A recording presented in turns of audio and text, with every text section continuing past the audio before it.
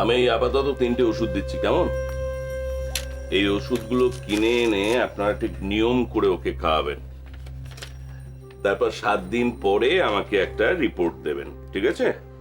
কেমন দেখলেন ডাক্তারবাবু? দেখুন, ওর তো কতগুলো ক্রনিক নার্ভের সমস্যাই আছে। ডাক্তারবাবু সব কিন্তু ভালো হয়ে গিয়েছিল। দেখো, সব সমস্যাই কিন্তু সবসময় ভালো হয়ে যায় না, বেশ কিছুদিন পরে আবার সেটা রেকার করে। ও তো আগেও এরকম হয়েছিল, তাই না?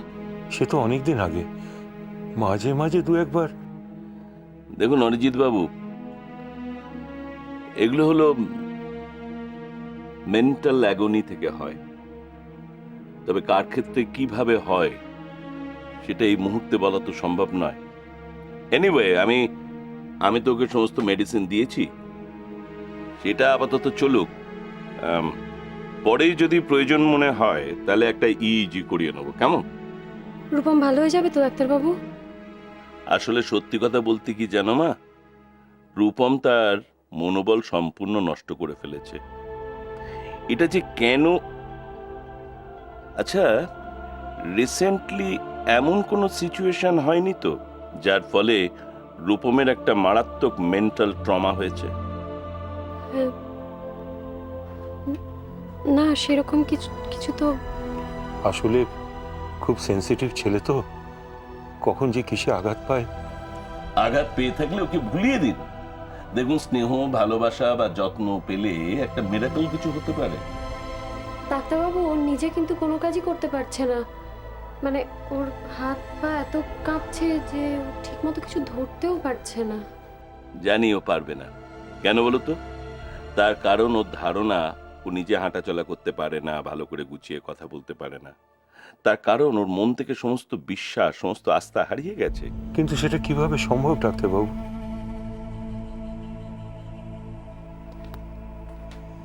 দেখুন, ওকে ভরসা দিন। আপনারা যে ওর উপর আস্থা রাখেন সেটা ওকে জানতে দিন।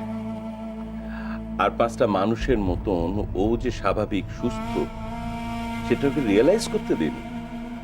অরিজিৎ বাবু, দেখুন, এইসব রুগীরা যদি মানুষের কাছে ভালোবাসা পায়, সহানুভূতি পায়, সেবা পায়, তাহলে কিন্তু আস্তে আস্তে রিকভার করে।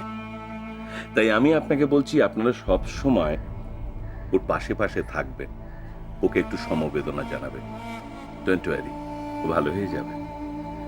তাহলে আমি আজকে আসি। আসুন ডাক্তার। চল।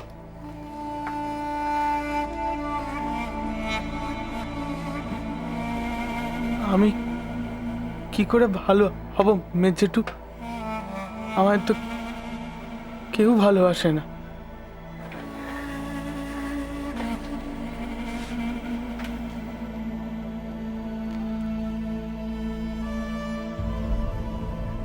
ছি বাবা, অমন করে বলতে নেই।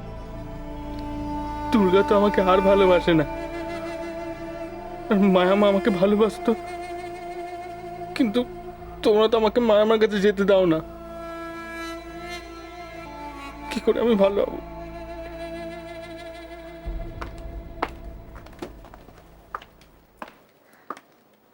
তুমি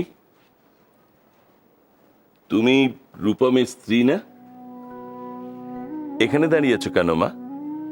যাও, ঘরে যাও, তোমার স্বামীর কাছে যাও। ডাক্তারবাবু আপনি আসুন। হ্যাঁ, যাচ্ছি। কিন্তু তিতলি, তোমাদের এমন লক্ষ্মী প্রতিমার মতন বউ এখানে মুখ অন্ধকার করে দাঁড়িয়ে আছে কেন? তুমি কি রূপমের জন্য খুব চিন্তা করছো? কোনো ভয় নেই মা, আমি বলছি তুমি ঘরে যাও, তোমার স্বামীকে সেবা শুশ্রূষা করে তাকে সুস্থ করে তোলো। তুমি পাশে থাকলে সে দেখবে আস্তে আস্তে সুস্থ হয়ে উঠছে। হ্যাঁ মা, তোমার মতন লক্ষ্মী গৃহিণী যার পাশে আছে তার আবার ভয় কিসের মা? আসি মা। তিতলি, আমি চলি। হ্যাঁ,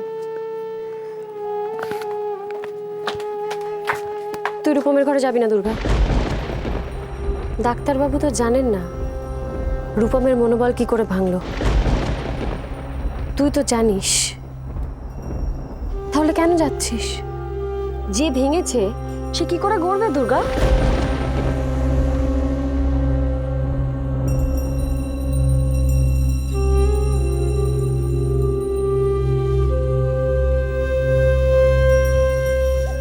যাবি না কিন্তু তুই, একদম যাবি না।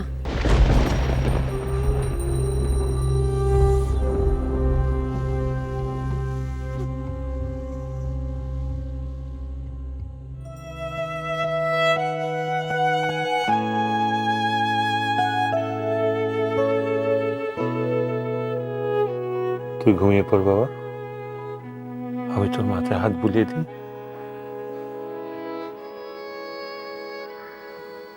দুর্গা, আবার কি হলো রে? দুর্গা, দুর্গা কোথায় রে?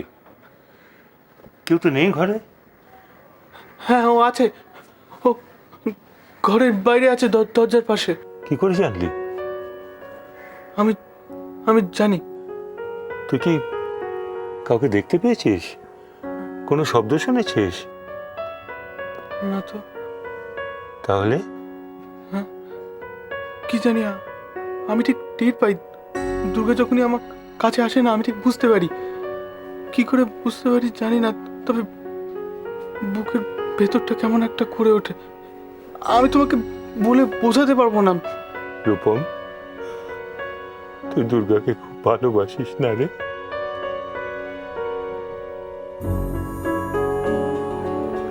কাউকে খুব ভালোবাসলে না এরকম হয় বাবা। তুমি কাউকে বলবে না তুমি জেঠু? কি কি বলবো না?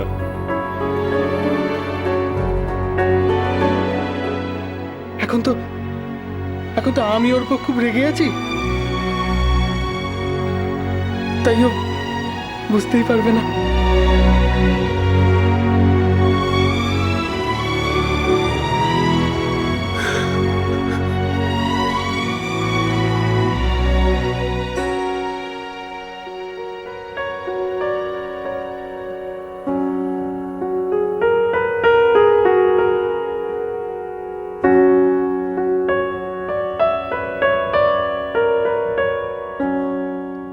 কানাইদা, কানাইদা, দিদি, এই ওষুধগুলো নিয়ে আসতে হবে। আচ্ছা আমি এখন এনে দিচ্ছি। ওষুধগুলো কি রূপমের? হ্যাঁ, ডাক্তারবাবু দিলেন 7 দিনের ওষুধ, বলেছেন 7 দিন পরে একটা রিপোর্ট করতে, আর দরকার পড়লে কয়েকটা টেস্টও করাবেন। তারপর যদি মনে করেন তাহলে চেঞ্জ করে দেবেন ওষুধ। আমি আসছি দিদি। কানাইদা,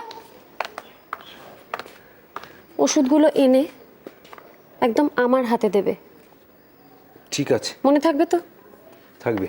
দেখো, ওষুধগুলো যেন ভুলেও আবার রূপমের সতীসাধ্যী স্ত্রীর হাতে দিও না, তাহলেই কিন্তু ওষুধগুলোর উল্টো কাজ হবে।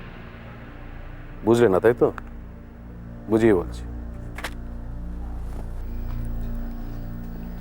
আসলে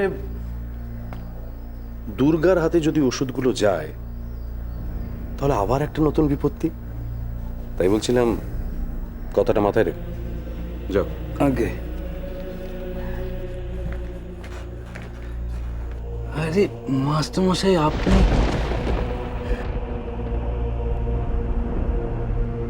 খুব অবাক হয়ে গেছে তো কানাই? হ্যাঁ, দুর্গার মা অবশ্য বলেছিল একটা ফোন করে আসতে, কিন্তু তাহলে তো তোমাদের এমন চমকে দেওয়া হতো না। মাস্টারমশাই, আপনি মানে এমনি দুর্গামার খবর নিতেই এই দেখো কানাই, এই শহরে থেকে থেকে না তুমিও সব কিছু ভুলে গেছো। এই অন্নপূর্ণা পুজো গেল না, তোমাদের তো কারোর হুঁশই নেই। ও হ্যাঁ হ্যাঁ, দুর্গামা বলছিল। হ্যাঁ, ওর তো মনে থাকবেই। গায়ের অন্নপূর্ণা পুজোয় ওর কত দায়িত্ব ছিল, তোমার মনে আছে? ও সে